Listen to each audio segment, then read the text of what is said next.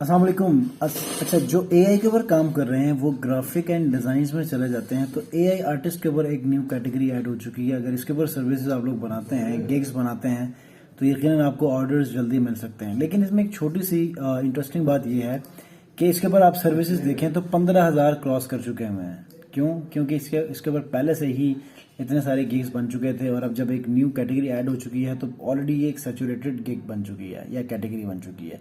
तो आप लोगों ने क्या करना है, इसके ऊपर आप बेशक लियोनार्डो एआई का इस्तेमाल कर लें या मिड जर्नी का यूज़ कर लें, लेक्सिका एआई का यूज़ कर लें। ये सारी वही टूल्स हैं कि जो एआई जनरेटेड आर्ट्स को या फिर इमेजेस को या कैरेक्टर्स या एनिमीज को जो है वो जनरेट करती हैं। तो इसमें आपको बहुत जल्द ऑर्डर्स भी मिल सकते हैं। क्यों?